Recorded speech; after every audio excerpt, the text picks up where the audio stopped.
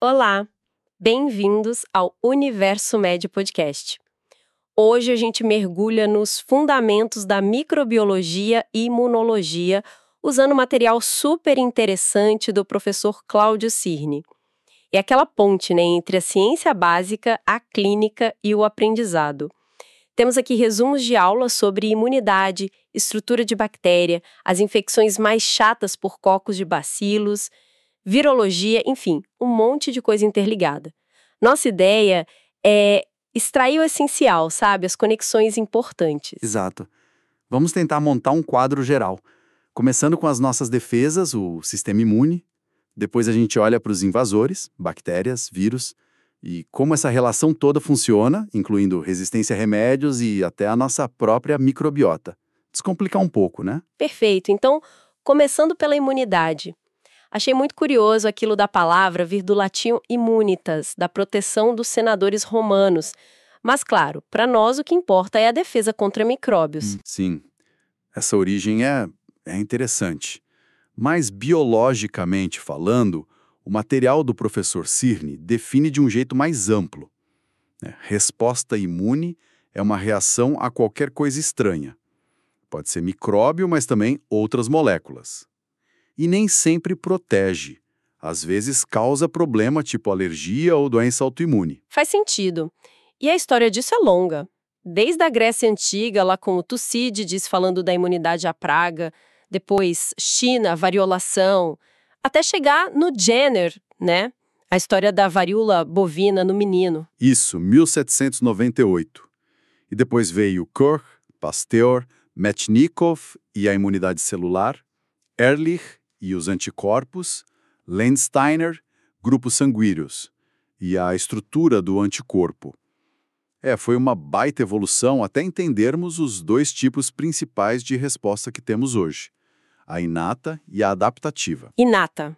É a primeira a agir, certo? Aquela mais rápida. Exatamente, a primeira linha, sempre pronta, reage rápido a padrões comuns de micróbios ou a sinais de perigo das nossas próprias células danificadas. O ponto-chave, ela não tem memória específica, reage igual toda vez. E quem está nessa linha de frente? A pele, as mucosas e células tipo fagócitos, aqueles que comem os invasores. Isso. Neutrófilos, macrófagos, também as células NK, Natural Killer, e proteínas que circulam no sangue como sistema complemento. É um sistema bem robusto já. E a adaptativa? Qual a diferença principal? A adaptativa ela é mais esperta, digamos, é estimulada pela exposição ao micróbio específico, ela se adapta, melhora com o tempo e, o mais importante, ela cria memória. Por isso as vacinas funcionam e a gente não pega catapora 2 vezes, por exemplo. Memória e especificidade, então. Exato.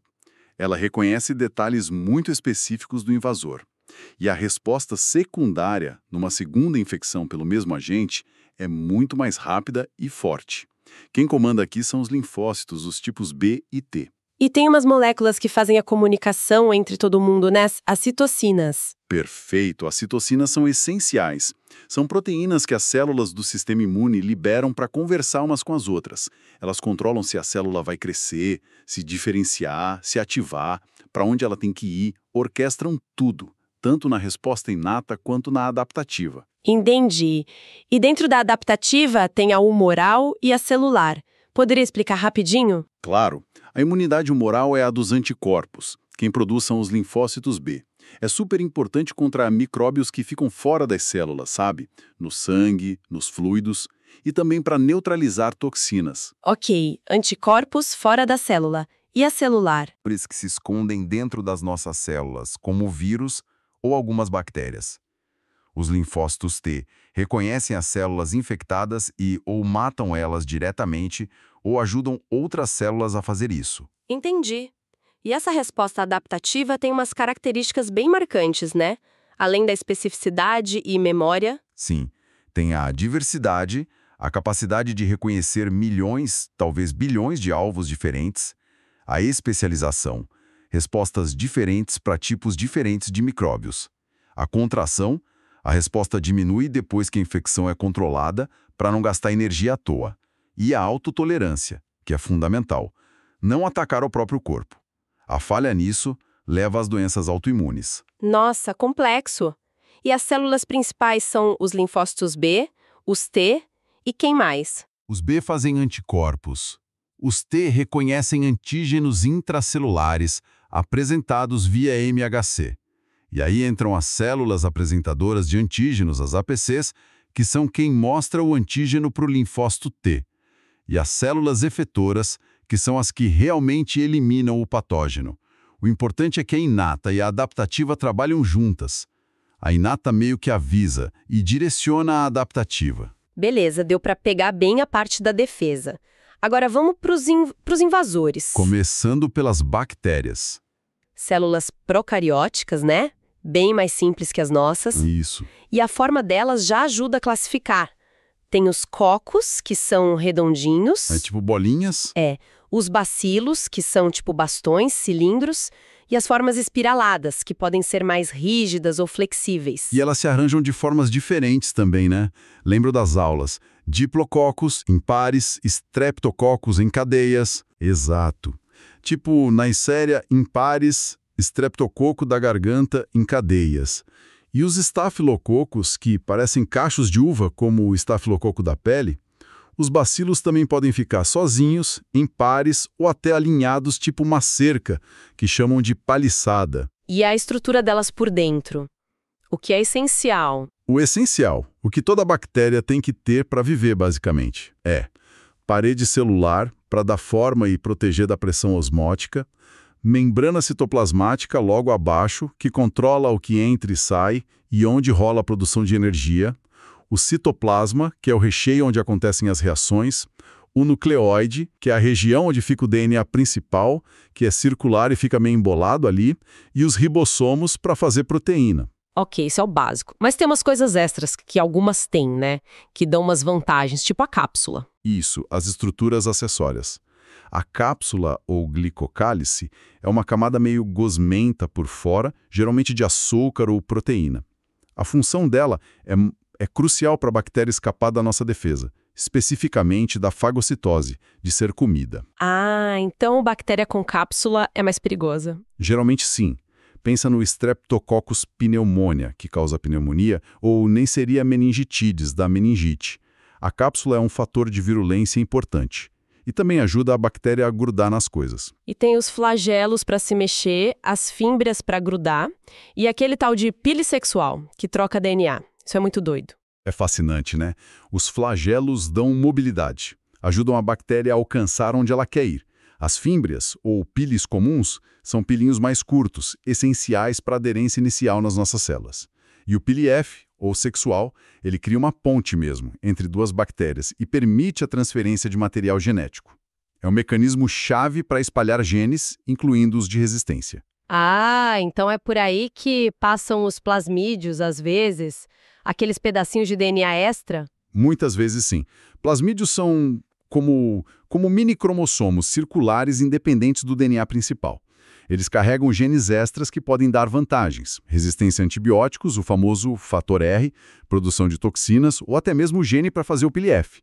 São ferramentas de evolução rápida para elas. E para completar a lista de superpoderes, tem os endosporos. Ah, os endósporos.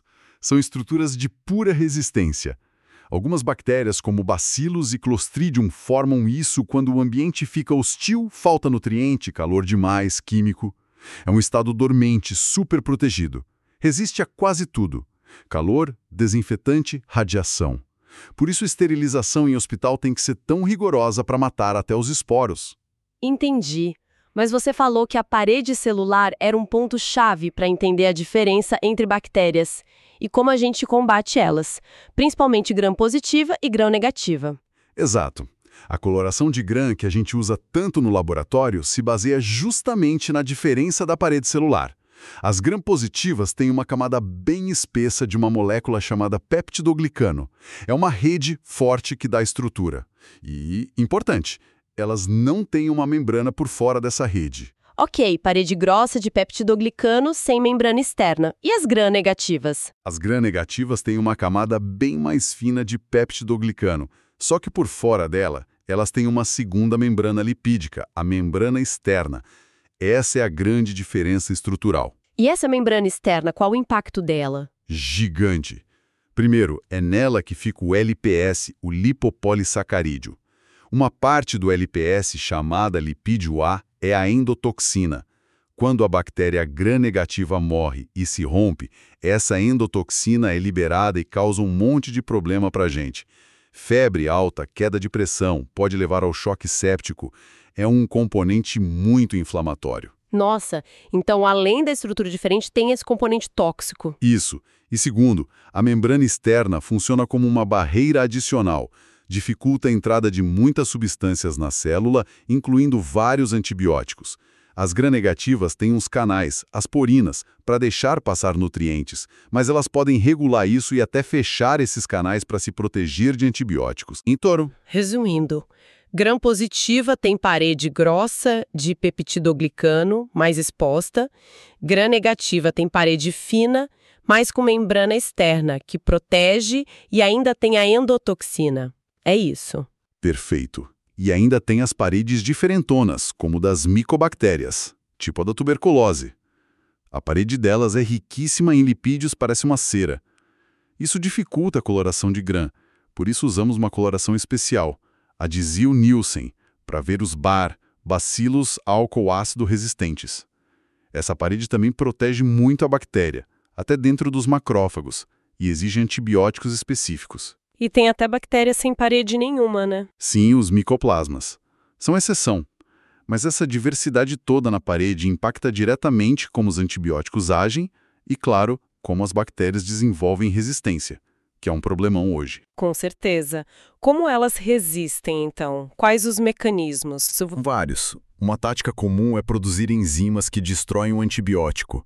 O exemplo clássico são as beta-lactamases, que quebram antibióticos como penicilinas e cefalosporinas. O Staphylococcus aureus aprendeu a fazer isso rapidinho. E podem mudar o alvo do antibiótico? Podem. O MRSA, o Staphylococcus aureus resistente à meticilina, é o melhor exemplo. Ele tem uma mutação no local onde a meticilina e outros beta-lactâmicos deveria agir. O antibiótico chega lá, mas não consegue mais se ligar direito.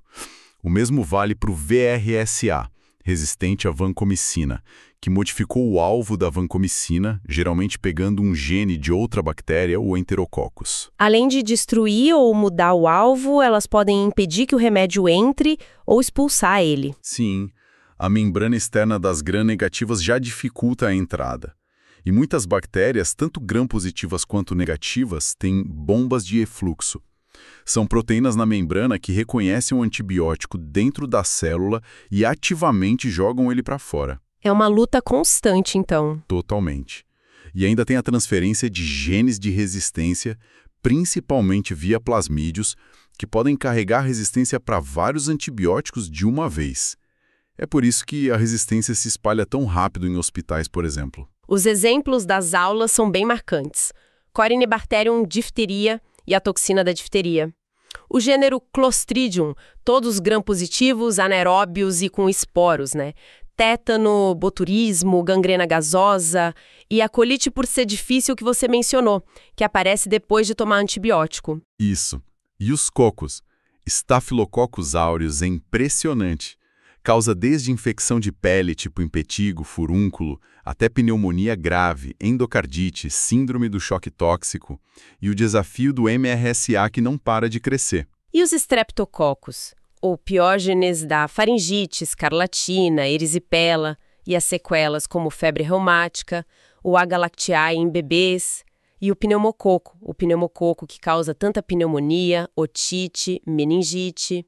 Tudo coco gram-positivo. E os cocos gram-negativos?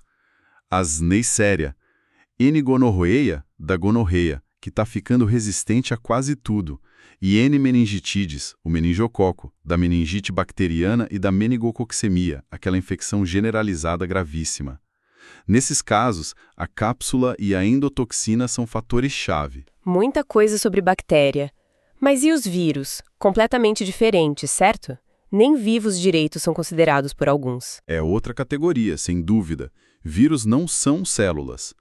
São pacotinhos de informação genética, DNA ou RNA, nunca os dois juntos, envolto por uma capa de proteína, o capsídeo. Alguns ainda têm um envelope lipídico por fora que eles roubam da membrana da célula hospedeira quando saem. E são minúsculos, só com microscópio eletrônico, né? Isso. E a característica principal são parasitas intracelulares obrigatórios. Eles precisam invadir uma célula viva e usar a maquinaria dela para fazer cópias de si mesmos. Não crescem em meio de cultura comum como bactéria. E eles não infectam qualquer célula, né? Tem uma especificidade. Exato, o tropismo viral. Depende de alguns fatores. O vírus conseguir chegar até a célula certa, a célula até o receptor específico na superfície, tipo uma fechadura que o vírus usa como chave para entrar. Isso é a susceptibilidade. E a célula ter o ambiente interno e as ferramentas que o vírus precisa para se replicar. A permissividade. E como é o ciclo dentro da célula? Ligou no receptor? Ligou a adsorção, aí ele entra, penetração, depois se desmonta para liberar o material genético, desnudamento, aí começa a parte de usar a célula para fazer cópias do genoma viral e das proteínas virais e montar novos vírus, biossíntese. A saída da célula varia, pode ser rompendo a célula ou brotando pela membrana.